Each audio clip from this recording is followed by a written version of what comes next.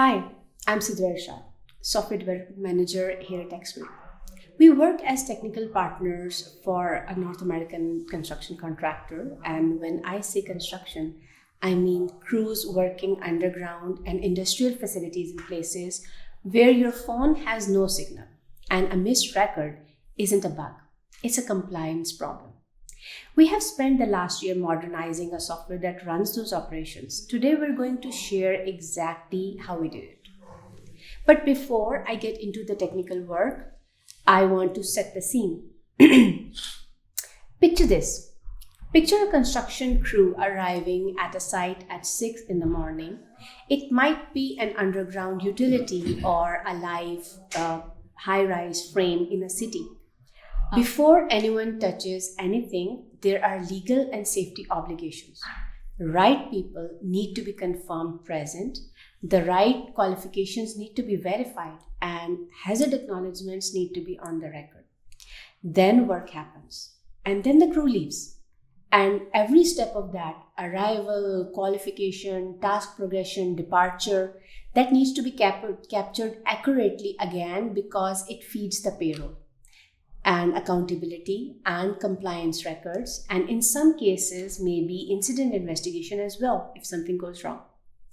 That is the environment where we were building for. Starting from there, I also have Anees Iqbal with me, who is a senior technical lead on our team. So Anees, what makes software for such a context fundamentally different from, let's say, maybe an HR platform or a time tracking app? Hi, Sidra. Thank you for inviting me to this talk. And just like you said, the biggest difference in those harsh environments is that we can't assume the basics. So, for example, in a normal office environment, the ideal conditions are the internet is working stably, the network is working all fine, and the software, doesn't fail with these reasons. But in the harsh environments, let's say on the construction side, none of these are held. Signals can drop, in the high altitudes or in the lower grounds. The GPS fails, the network connectivity fails. So those are really the environments. Nobody is gonna stand there and doing the retries with the system. So the software in those systems need to absorb the messiness of the environment around them. So that really puts them at a difference of, from the normal environment. Very true. And the last point that you mentioned is the one that actually changes everything architecturally for us, right? In a consumer app, a failed request is just annoying. But in this context, a failed or an ambiguous record is a business problem. A disputed timesheet, a compliance gap, a safety audit that can't be closed because the system can't tell you who was actually on site. That's why I want to spend this episode going through the specific use cases that we have built for this project, because the technical discussions only make sense in that operational context. So let's start with the one that's fully in the production right now, which is our check-in, check-out, which is the remote clock-in, clock-out. Use case that we have already implemented of when a worker arrives at a site. Check-in is the moment that triggers a chain of business logic. It confirms present, it starts the payroll clock, it satisfies site accountability requirements. It often triggers a mandatory safety questionnaire as well. Things like, are you fit to work today? Have you reviewed the site hazards? Do you have your PPE?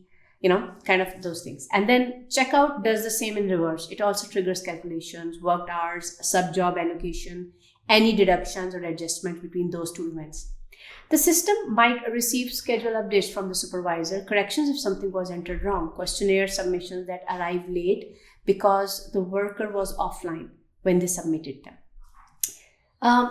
That entire journey from arrival to departure, including everything in between, is what the temporal workflow is owning here. Anees, why don't you walk us through what the pre-temporal version looked like and where it broke? Okay. So the pre-temporal version was really the defensive API code on top of flag-based state model. So each endpoint would read the current state from the database. It does the logic operation, and then it saves that state back to the service. So that was, the pre-temporal version. The problem is that the read, decide, write is not the atomic, and especially when it's happening at the scale. So let's say multiple people are doing the same operation. The systems can easily go into the queuing problems. We had an incident where the user checked out from the site, and they went home, but their checkout was not actually done completely. So again, that happened in the ongoing scheduled shift hours, and that cost the enterprise. So that's why it's not the regular normal check-in checkout workflow for the enterprise. There is more in that workflow. So like you mentioned, that coherence gap is the most difficult to explain to someone who has not hit it. Because it's not an error. The system thinks it's correct, and it's produced a record that looks complete, but it's still not what was reflected in the field. Now, the downstream systems will be making decisions based on that wrong sequence, which is the problem. Generally, for which temporal is also brought into this situation for.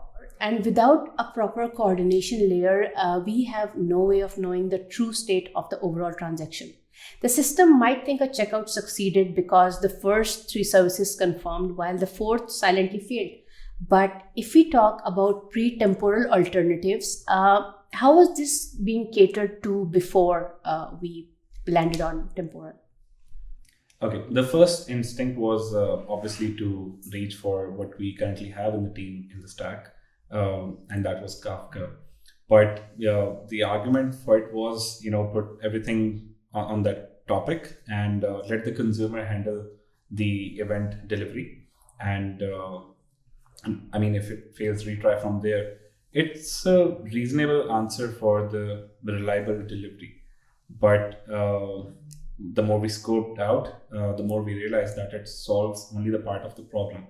Kafka tells you that the message gets delivered, the message got delivered, but it doesn't tell you anything about the state of the business process that the message was part of. You still need to build a state machine, a state tracking machine on top of it, and it needs to check what's the current state of that system before it can actually perform that operation. So building that state machine was actually a lot of custom code option for us, and that obviously comes with the development cost and the timeline. Yeah, that's a lot of custom code, and the problem with the custom code is that today it might be working for you. 6 months down the road, while debugging, you might be hitting a corner case that you had not anticipated, which might require you to actually redo that. So what else was considered for these purposes? We considered the manual retry logic with the status flags in the coordination database. So, the idea being every multi-step operation writes its state to the central table, and then a background job setup pulls that table to get the data and drives operation to the completion, to their final destination. It's a pattern that works, but it's expensive to build correctly and to maintain. You need to think about every state transition, every failure mod, every idempotency concern, and it degrades over the time as the system grows and evolves into the new requirements, new operations being added there. Initially, we estimated the system to built in about 6 to 8 weeks of an effort. And then with the ongoing maintenance overhead, but at the end we would still be owning the reliability factor of the reliability of the solution ourselves, which was not guaranteed. You can easily miss a corner case or a situation. Which brings us to temporal. And before I proceed through, I want to make sure that listeners understand what temporal actually is before we talk about it and how you use it in your given system.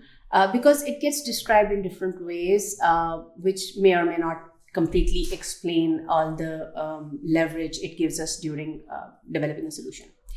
Temporal is a durable execution engine, and which essentially means that whatever you write through temporal, it has to run till its completion, regardless of the crashes, regardless of network failures, service restarts, or however long it takes. The workflow's state is persisted in temporal, which essentially means that if your worker dies halfway through the processing, it doesn't have to start from the beginning. It only it just continues from the place where it left off from. So with temporal, you get retry logic, timeout handling, and state management, and a complete event history as well. All without having to build that code, that custom code overhead yourself.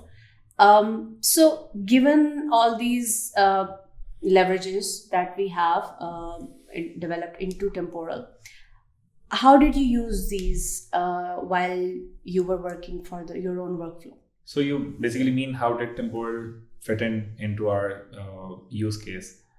So the question for us really was to evaluate that business case for a temporal workflow, and the question was, can we really map the worker life cycle through, clock in to clock out in a single temporal workflow? And the answer was yes, and it naturally fits in to the temporal workflow. Imagine the worker lifecycle as a long-running operation. It starts at the clock in, at the day start, and then throughout the day they record the tool assignments. For example, they check out the tool to work on the site. They do the compliance updates. They record their work progress, and then at the end of a day they clock out from the job site. And that is what exactly makes our temporal workflow in such a case. It starts at the clock in, and then we use signals and updates to record different activities from the client end. And at the end of a day, when the user clocks out, the workflow is concluded, and we have this deterministic state of that one shift, and this is unique for every worker working on the site, and it this is something that happens every day. And amazingly, it does all this with the reliability and automatic retries. We don't have to develop this ourselves. The reliability goes towards temporal, and it guarantees that. I want to understand your signal architecture because you're maintaining an internal request queue inside your workflow itself rather than relying on temporal's own signal delivery ordering, right? The reason I would make that kind of a business decision is when I want to disconnect the business validity over the sequence of the ordering to the arrival order of how it happened in real time, right? But that also means that I am taking responsibility of draining that queue correctly and making sure that it doesn't grow unbounded, right? Mm-hmm. What did that look like in your case, and did you hit any edge cases in that scenario? The internal queue was exactly for that reason. Mm-hmm. Temporal guarantees that it delivers the signal reliably, but it cannot it cannot guarantee the order they arrive in. But the business may need them in the order. So could not depend on the arrival order, basically. Yeah. So for example, the queue event holds the request ID. So before any operation, it validates the current state of the request, and then it makes sure it processes accordingly. The edge case we hit was exactly around the event types. Mm-hmm. So the first version treated everything same, strict sequential execution. But the questionnaire submissions and the state transitions have two different semantics. If a worker submitted a questionnaire twice because of a flaky connection, or two signals arrive in, the right thing is to discard the older one and process with the latest one. But for clock in, clock out themselves, you cannot skip. So that's what the business required. Those are authoritative transitions where the sequence is the part of the meaning. Treating them same made the workflow slower than necessary under the burst conditions and caused incorrect behavior in some of the edge cases. That particular distinction where the idempotency of the signals where the latest supersedes versus the transition signals where whole sequence generates the meaning is something I've seen collapsing on a lot of temporal implementations. When all signals are equally authoritative or designed to be equally authoritative in an implementation, and that can create confusion and can cause unexpected states as well. So in your case, how are you encoding the distinction in this workflow? And what does the fallback look like when the client can't get an update accepted in time? So we gave different event types, different names at the signal level, and the workflow handles each category differently. Take the pre-work compliance submissions by the worker. If worker accidentally submits same thing twice from the application side, let's say on the retry, or due to the bad connection, we don't want to process both. Only the latest one, supersedes here, and that gets processed. And that only happens as far as the workflow stays in that same state. That means something is not done from the workflow standpoint. But in case of clock in and clock out, the sequence really matters. So in that case, we can't, skip the row. That's something that has to happen in the sequence, and Temporal, allowed us to maintain the sequence in those workflow types as well. So it really aligns with the business needs. It allows you to process something which is latest versus it allows you to process something only in sequence and doesn't allow the duplicates. The challenge that we saw during this implementation is that we implemented the update, temporal update function to, it waits for some time to listen back to that synchronous call.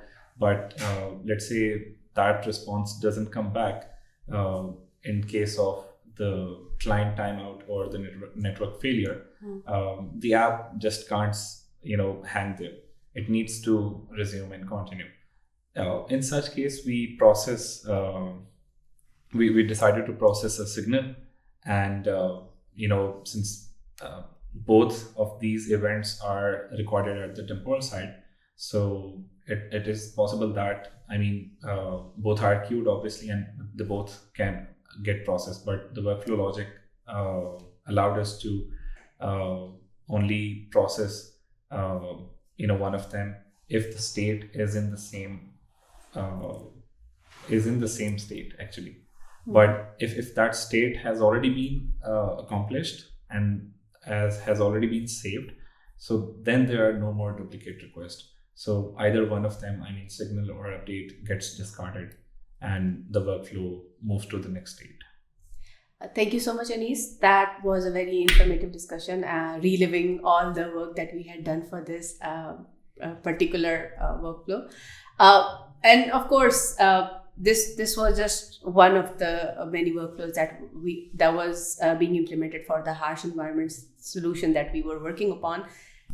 And this was just one of the many use cases that we had encountered in that particular harsh environment project. And it would be very informative and would be very interesting to discuss all of them here as well, which includes the fieldwork, ticket lifecycle, notification, job reporting, safety inspections, and corrective actions as well. So thank you for your presence today. I hope this was informative and useful to you as well.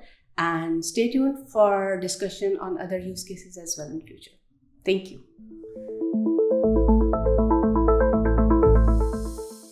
Welcome back, everyone, and thank you for tuning into today's session.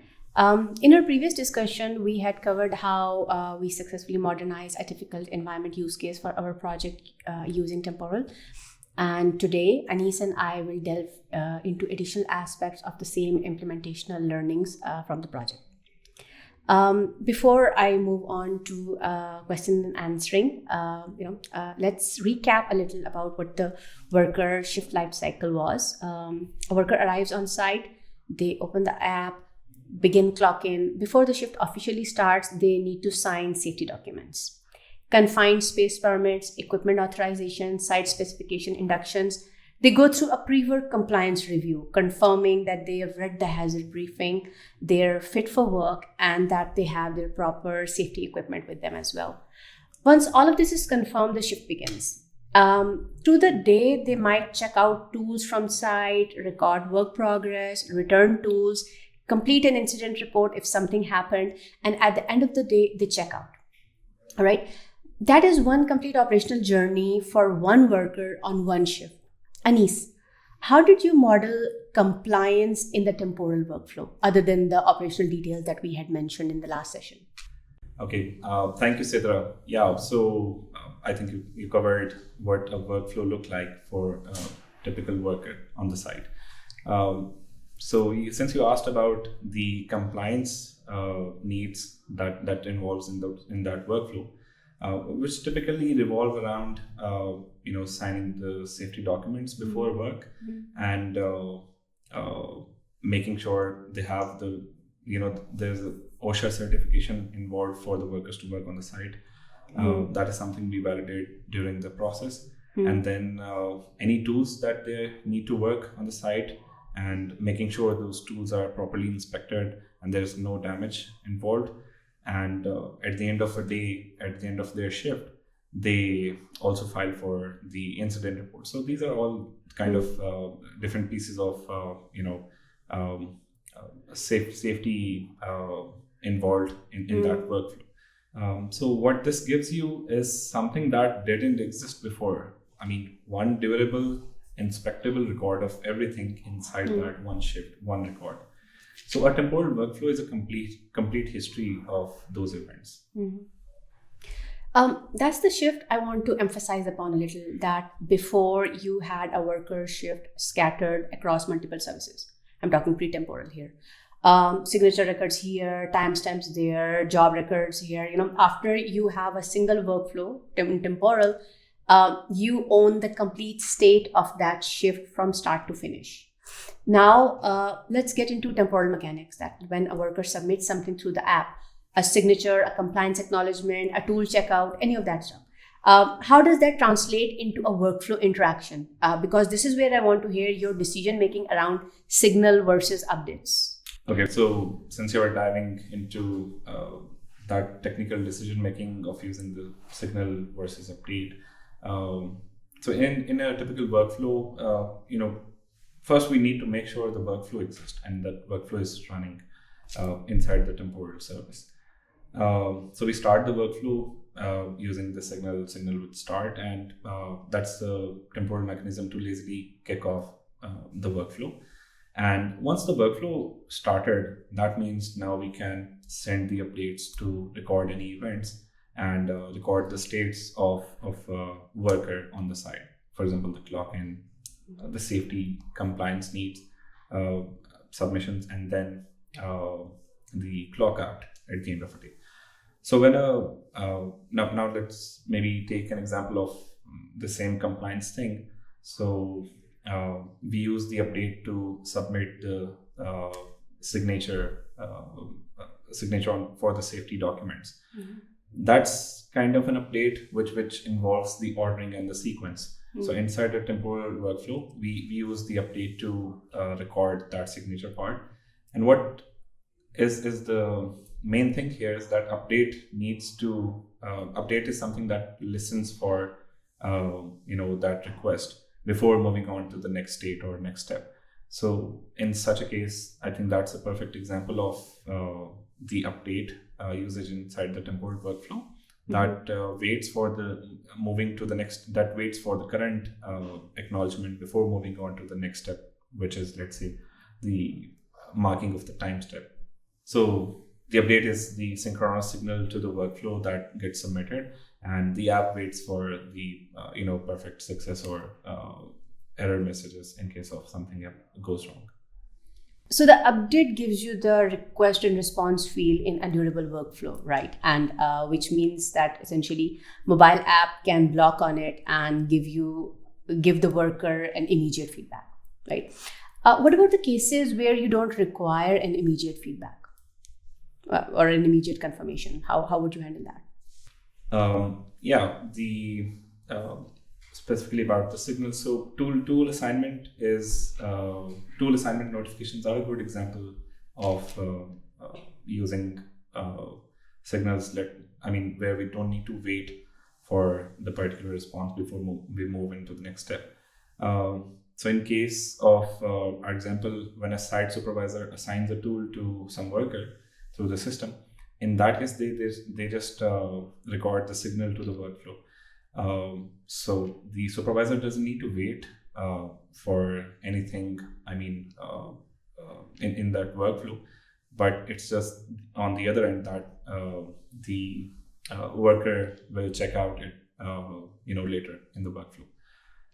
So that's the signal. The supervisor's workflow, gets the signal. It completes immediately, and it doesn't wait for some response.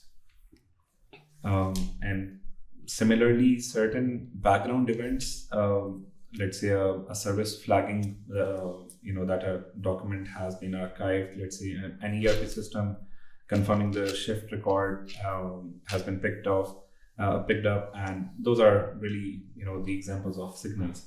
The workflow is informed, it updates its state, but nobody is actually, waiting for the response before moving into the next steps. So that's a really clean way of looking at it. Like updates for anything that the user is waiting on, signals for everything that the workflow wants to know, but the user action doesn't need to block on it, kind of a way. So now I want to dig deeper into the activities layer because that is where the actual work is happening. In Temporal, workflow code is the orchestration logic. It decides what to do next. It maintains state. It handles transitions. Activities are kind of like side effects. They're the things that really touch the outside world, like database writes, PDF generation, and any services that interact within the system. Walk me through what became an activity in this system and why that boundary matters. So everything that touches down the system is basically an activity. In our example, when we capture the signatures, when we generate the PDF, that's the operation we define inside an activity. An activity is a part of that workflow. So let's say when a worker submits a signal, submits the signature, an activity is invoked, and that takes the signature data and write it on the PDF using one service, and then it writes back to store that information in another database service, and then it returns a confirmation. So if anything fails in the midway, say the document service was down, or the other database service was under maintenance, the activity will retry automatically. So the workflow doesn't care about the retry logic. The activity is the piece that retries that same logic where it left off in case of any system failure, and that's also configurable when how long, how frequent it should retry, and when it should actually retire. From the workflow perspective, it asks for the document to be generated, and eventually it gets the results. The activity is the piece that owns the reliability of that operation and that logic. And that's the key. because the workflow stays clean in this case, and it's not littered with retry logic or timeout handling or error checking for network failures per se. Those concerns have been pushed into the activities where they can be dealt more specifically and handled consistently, right? Now, given that this was like a brownfield modernization and we adopted the Strangler fig pattern, isolating use cases instead of a full lift and shift of the enterprise ERP actually. So my next question is that once a workflow is modernized with Temporal, connecting it back with the legacy ERP can introduce reliability hurdles. Things like batch windows, maintenance downtime, and rate limiting poses challenges. How did you manage those integrations back into the system using Temporal? The ERP integration was one of the strongest reason to go for temporal activity model for all these different pieces in that workflow. The client's ERP has the maintenance window. It has different constraints over it. It's not always fast to respond. Before Temporal, any operation that's dependent on the ERP was always carrying some risk of failure. So, I mean, you send the request, you always hope that it complete all those transactions, right, to all those different services. And in case it didn't, the team has to, do the manual reconciliation. With Temporal, the ERP call becomes an activity. With a retry policy designed so that it even if it fails to write to some service, it automatically retries with the policy configured. So the workflow doesn't crash or lose the business logic or the business process. It simply waits for an activity to finish. So in such a case, when the service is available again or is recovered from the maintenance, the activity just starts exactly from where it left off, and it completes that logic piece, that business process. So, I mean, that's how it reliably writes and complete that journey to securely and reliably save that information. Now let's talk about the scale part of it. 100 workers on a single site, 20 sites. That's potentially 2,000 concurrent workflows running simultaneously, plus the activities each workflow is invoking. What does it look like from an infrastructure perspective, and what were the scaling challenges in this case? Temporal fits this kind of scale very naturally. I mean, it's designed this way to handle millions of concurrent requests and running all those workflows very seamlessly. And obviously, there is a decision involved with that with that architecture. As Temporal keeps the state of the workflow and its scheduled tasks, so it maintains that queue very efficiently and reliably. So the Temporal workers, and just to mention, earlier we were talking about the workers working on the site, but right now I'm talking about the specific concept, the piece from the Temporal architecture, which is called the Temporal worker. So we set up these workers in the architecture that they poll to the Temporal service continuously. They listen for the scheduled task. So at any moment, any task is available in the queue, they just pick that task, the activity runs that logic, and the processes it to the completion. For example, handling that document, generation. Another worker might be doing the ERP activities like data synchronization or writing off to some of the services, and then one service is doing the check-in, the clock-in, clock-out workflow. So we divide the business processes, the workflows over the workers to maintain that scale, so that no business process slows down the other one, and that's how we also maintain that cleanliness in that Temporal architecture, and that's very important. So at any moment, there are scheduled tasks on the worker. It just picks up from the Temporal service and completes them reliably, and they're designed to handle the load. If we have set up multiple workers for some fixed niche, they are capable to execute the tasks in parallel. I also want to spend a few minutes on the decision-making process itself, because I think this is very useful for any engineering team evaluating a similar problem. That you had options. You had Kafka, you had custom orchestration, and you had Temporal. You chose Temporal, but the choice isn't always that obvious in all situations. And I want to be honest about where this is the right answer and where it is not. In your view, what's the clearest signal that a process belongs in the temporal? The clearest signal is that when you identify a process that has some state that follows a duration and that can have consequences of something going wrong. So for us, we map the workflow, the worker workflow, exactly evaluating all these three perspectives. So for us, the process has the